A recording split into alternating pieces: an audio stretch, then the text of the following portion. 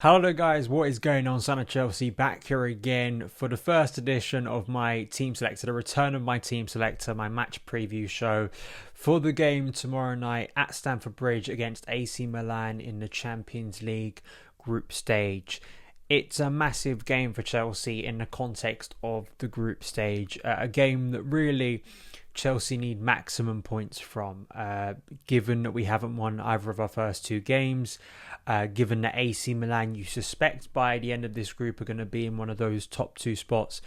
Chelsea really need to get those 3 points if they still want to finish top and just generally to qualify from this group, because after the first two games it's looking a little bit precarious and Chelsea need a big performance, and hopefully we can build on what we did at the weekend at Crystal Palace. I think that if we were to beat AC Milan tomorrow night, real momentum starting to build at Stamford Bridge in a really quick matter of time, in terms of Chelsea, the way we were feeling over the international break, sort of the lack of game time, how quickly things can change. And of course, in the context of us qualifying, it puts us level with AC Milan going to San Siro next week, probably knowing that you don't have to win that game, to be honest, going into the final two games of this group.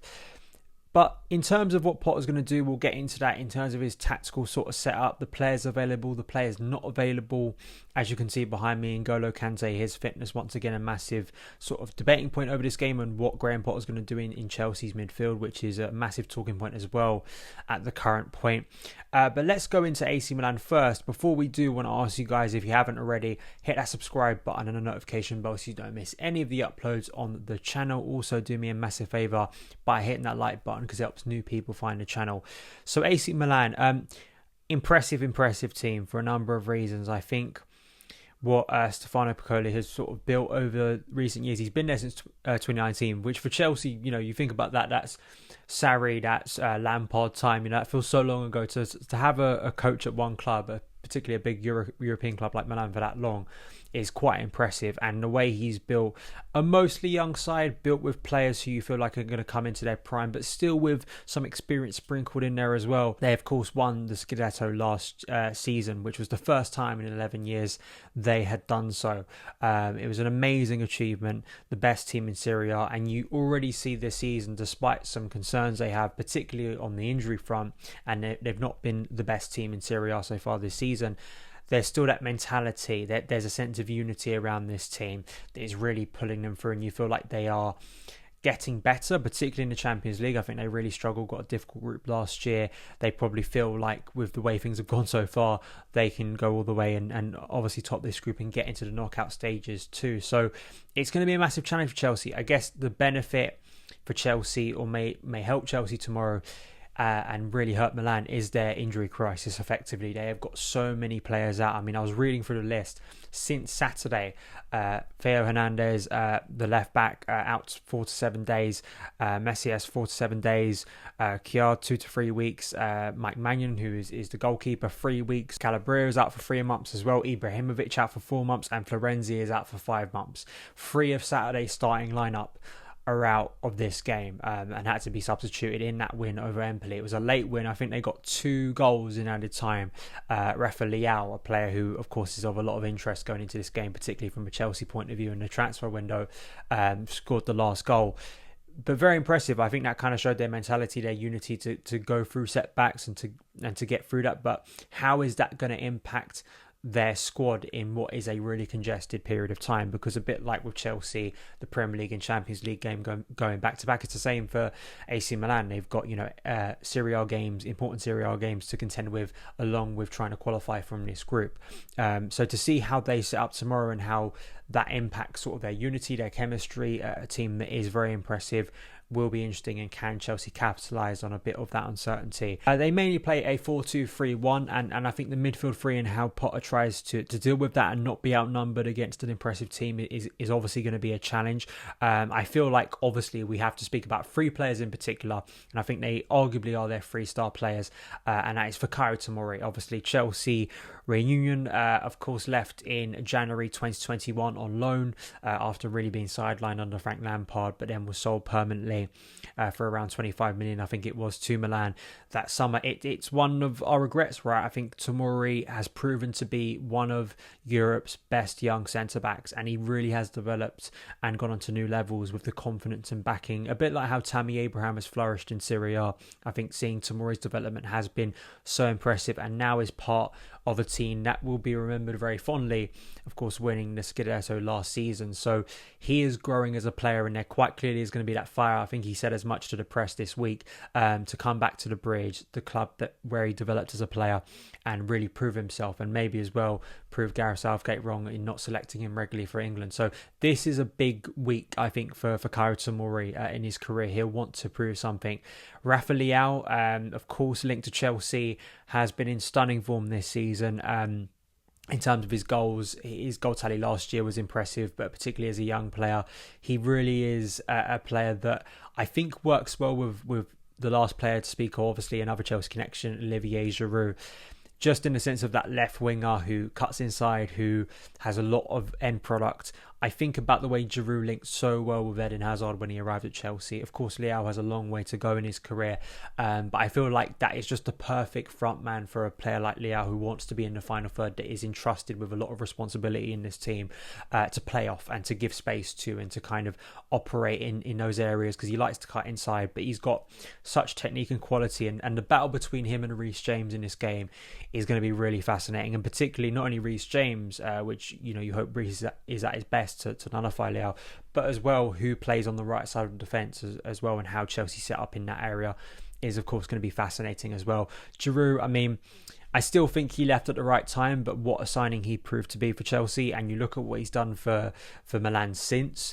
It's incredible. What an incredible player, an incredible career. And I really hope that Giroud and Tomori get really good receptions, because they're likely to start tomorrow, and were players that should be remembered fondly at Stamford Bridge. And maybe Tomori one day will return to Stamford Bridge. We never know.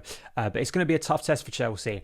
In the case of who's available for Chelsea, Graham Potter in his press conference earlier did speak about N'Golo Kante. He's training more and more, but not fully fit effectively, so it doesn't look like he's going to be involved tomorrow. I completely understand not risking N'Golo Kante. That's not my problem. I tweeted about this. I think it again speaks to why you can't sort of refer to Kante as a key player, because this is a massive game in the Champions League. He has been out since the second week of the season against Tottenham. It's coming up to 2 months. He may feature against Wolves, we hope, in some capacity on Saturday.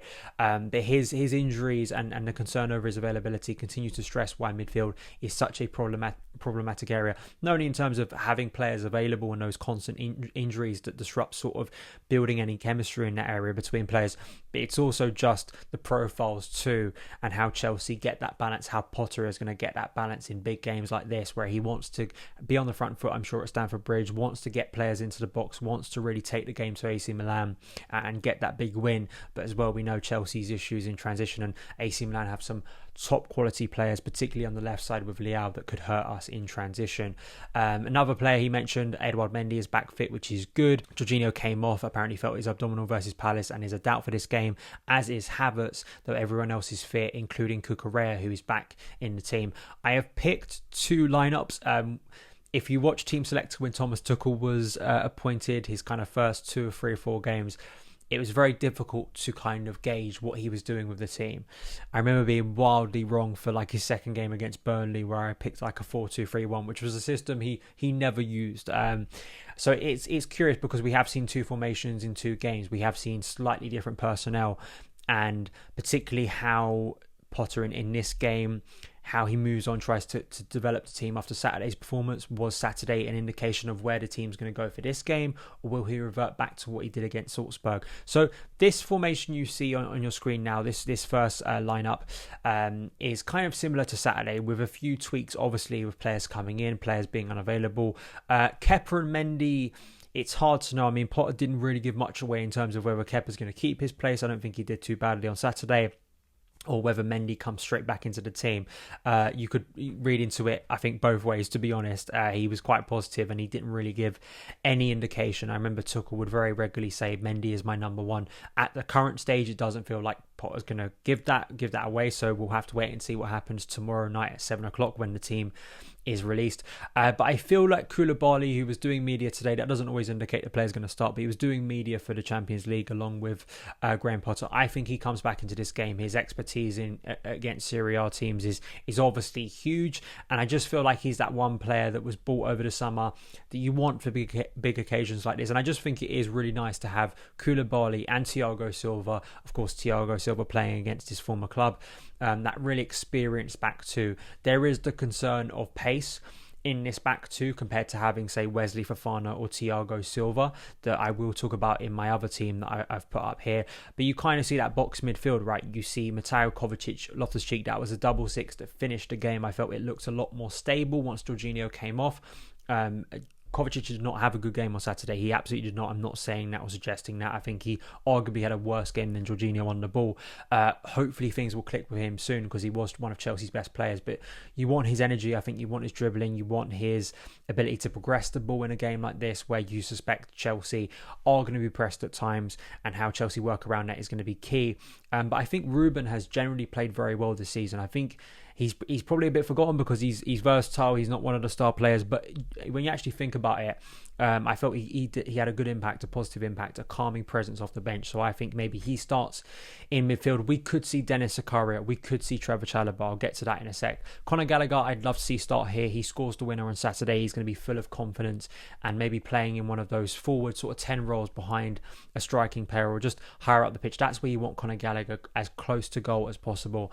And then we see Raheem Sterling and Pierre-Emerick Aubameyang. I think both of those probably certs to start this game. I think with Mason Mount and Kai Havertz, it's a toss-up for me between the two of them. But that's kind of it for me with the first formation. Whether you see that formation sort of mould into a 4-3-3, a 4-2-3-1, a 4-2-2-2, that sort of box midfield that Potter went with on Saturday, I think there is obviously a lot of variety there. I think the only problem with this formation that we did see on Saturday is Reece James and Ben Chilwell, their ability to get further up the pitch. They are key creators in a team of not a lot of creativity, and whether this formation in the long term is going to hurt both of those players, particularly, as I say, if you start that back two of Silva and Koulibaly, they're not only going to need cover from their central midfielders in front of them, but as well, particularly the fullbacks, and that could limit, say, Chilwell's ability to make those marauding runs forward that he does when he has the license to at wing back. Second formation I've gone for is what Potter did in his first game. So we see Cucurella come into the back three, Thiago Silva and Koulibaly. You could see Fofana on the right side of that defence instead of Cesar Azpilicueta.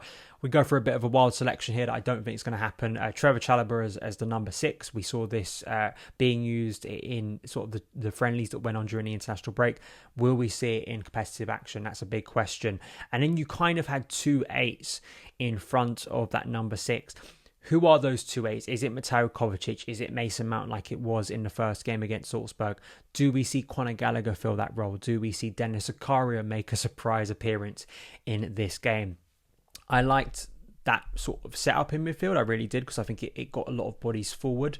And particularly when you see Gallagher, as I said in the first instance of what he did on Saturday, those are those areas you want him picking up. I do wonder with Kai Havertz, who played as kind of a number 10 in both games, arguably more so favoured to the right.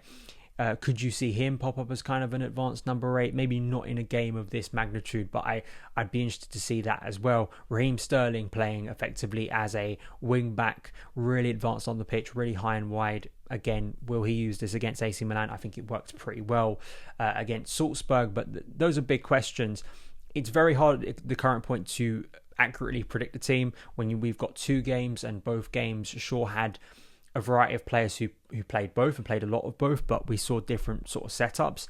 And midweek, the change in personnel, some coming back, some being unavailable. If Havertz is unavailable, that obviously opens up a spot, particularly for maybe Conor Gallagher or maybe someone like Christian Pulisic, as I mentioned as well, who came off the bench and it can be forgotten did assist Conor Gallagher, and I'm sure it is one of those players who I think really needs to make an impression eventually at Chelsea.